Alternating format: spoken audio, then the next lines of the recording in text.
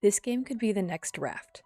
Hi friends, and welcome to Aloft. This game is currently in development with only a demo version available on Steam. It hasn't even made it to early access yet, it's so new, but it's showing a lot of promise. If you like the survival, crafting, and story gameplay in Raft, I think Aloft will be right up your alley, so today we're going to talk about what's in the game and what the devs have planned for the future. If you enjoyed this video, consider leaving a like and subscribing to the channel, it would be much appreciated. But without further ado, let's talk about the game that could be the next Raft, Aloft.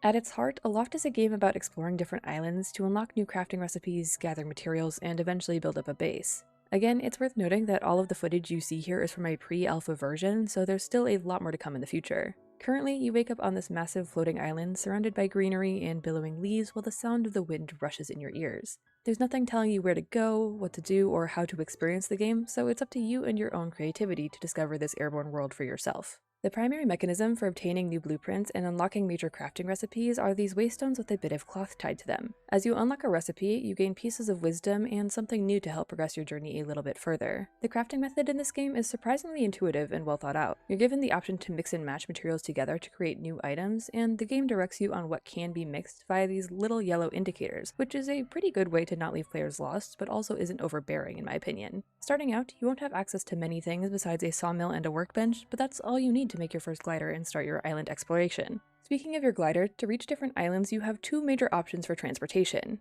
Early game, you'll be using the glider, which heavily reminds me of Aang's glider from Avatar: The Last Airbender. It's incredibly fun to leap off of large cliffs and soar through the air between islands, and it encourages the player to do more than just move from point A to point B. There are also some little skill checks with the glider hidden throughout various islands, so you have to do a little bit of exploration to find everything, which I very much enjoy. The islands themselves are kinda similar to Raft in the fact that they are handmade, but which islands you encounter is randomly determined. I'm a pretty big fan of the island designs that exist right now. There's some with big evergreen trees, some with birch, and most with oak, all of which belong to the Emerald Isles biome type. Currently, that's the only available biome in this pre-alpha version, but we know that there's bound to be more in the future. In addition to waystones and trees on the islands, you'll find some stones to mine, some beautiful water bodies and waterfalls, along with other harvestable foods that we'll talk about more in just a second. Some of the larger islands also house caves, which are quite honestly my favorite environmental design that I've seen in a video game in quite some time. The mist combined with the floating blue particles and the lush greenery is just enough fantasy set within a realistic world to really knock the experience of exploring them out of the park for me. Also, that's where you'll find the coal that you need to cook those harvestable foods, which are sort of tied to Aloft's survival gameplay. Right now, the survival system in Aloft is pretty barren. There's a little health system, primarily for the combat islands, and a stamina bar, but there's no incentive to eat or drink otherwise for right now. The most recent update added the ability to cook different meals, which will likely become more important as development continues. From my experimentation, it seems like the meals are chosen from a small pool based on the kinds of ingredients you choose, and a more balanced meal will give you more stamina than the one that you made with only dry ingredients or the one that you burned.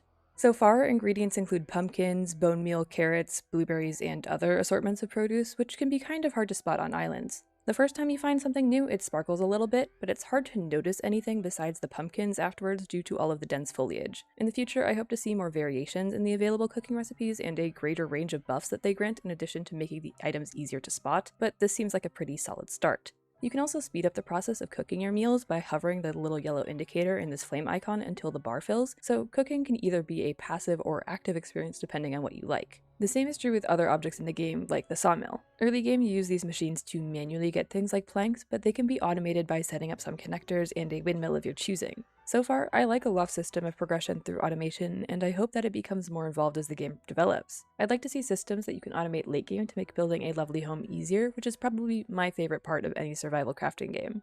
Speaking of building in Aloft, it's kind of like a cross between Raft and Grounded, where there are set blocks you can choose from, and you can either choose to have them snap to a grid like Raft, or you have the option to free build like Grounded. Both have their place in creative design, and I'm glad it's not just limited to the grid like Raft is.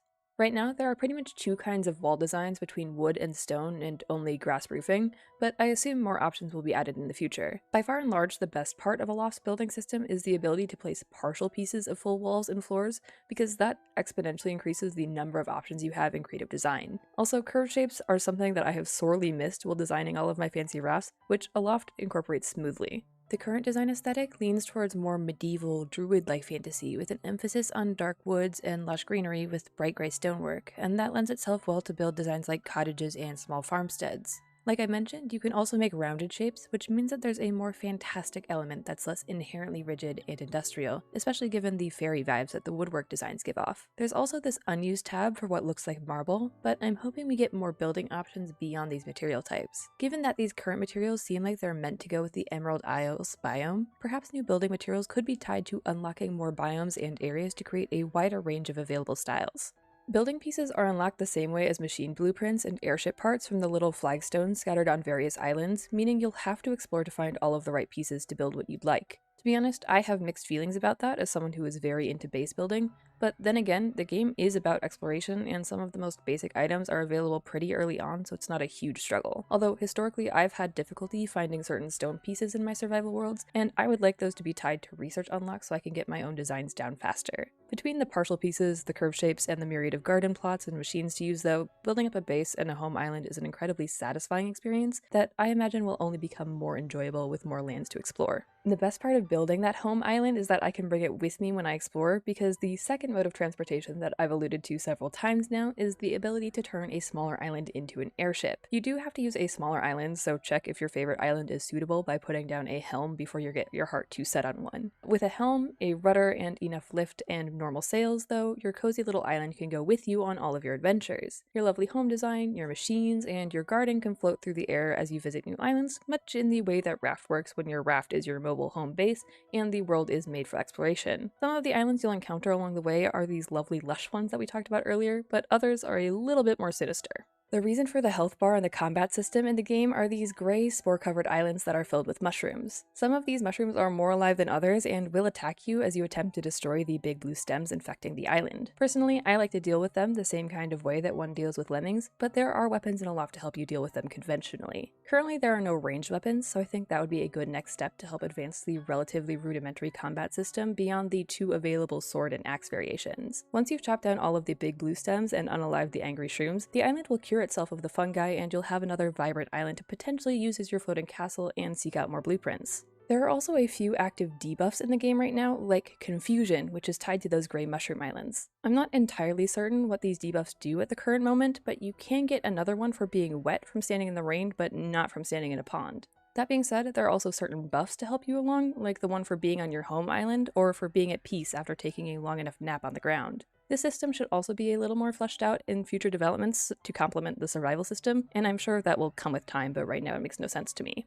So many features in Aloft are currently in the works, but probably the one that I'm most excited for is the Dreams and Progression tab that's currently empty in the inventory screen. If you go to sleep for the night, you'll see this floating mist and it will be blank for now, but I think that's an awesome mechanism for progressing the story in a survival setting, and I can't wait to see how they implement it. Other features include more content beyond the massive hurricane that takes up half the map. Right now, you can explore a little cluster of islands from the beginning of the game, but there's a big storm brewing, and if you're brave enough, you can attempt to take your airship through it. This part plays almost like one of those flash games that I loved as a kid when I was procrastinating my homework, because you have to avoid these big gusts of wind coming towards your ship by managing your sails until you make it through the hurricane. Right now, there's nothing on the other side, but it's a fun way to force some of the sort of airship progression before you can leave the quote-unquote tutorial area. Another one of the features that's currently in the demo but in the process of being reworked is the ability to create custom islands using the assets available in the game. I spent a decent amount of time designing my perfect little island on stream the other day, and while the system was a bit clunky, I produced something that I was proud of and thought would be perfect for my own survival playthrough. If you're dedicated enough, you could theoretically design enough islands that everyone you encounter is one you've designed yourself. I'm content with my little pond and a small hill, but I can 100% see myself designing a lot of custom islands in the future. It's another great creative avenue in this game, and it pairs well with the current beginning building system. I could go on and on about my wishlist for what I want to see in this game eventually, but I highly recommend that everyone who enjoys Raft goes and gives the Aloft demo a shot to see what's there right now. I really think that this game has a lot of potential, and it's really fun to fly around without a care in the world and build up some pretty cool stuff. Again, I think Aloft has the potential to take the indie game world by storm, especially for those of us in the survival, crafting, exploration niche who are really craving more content from Raft. It can only go up from here, and we're starting from a pretty high place, so I look forward to seeing more content from the devs in the future. If you'd like to see more of my content in the future though, consider leaving a like and subscribing to the channel. It really helps me out. Also, let me know if you'd like me to cover this game again as development continues. If it interests you guys, I'm more than happy to make this a series. Anyways, I think that's it for me for now. I hope you enjoyed, and I hope to see you all again soon. But until then, have a great day.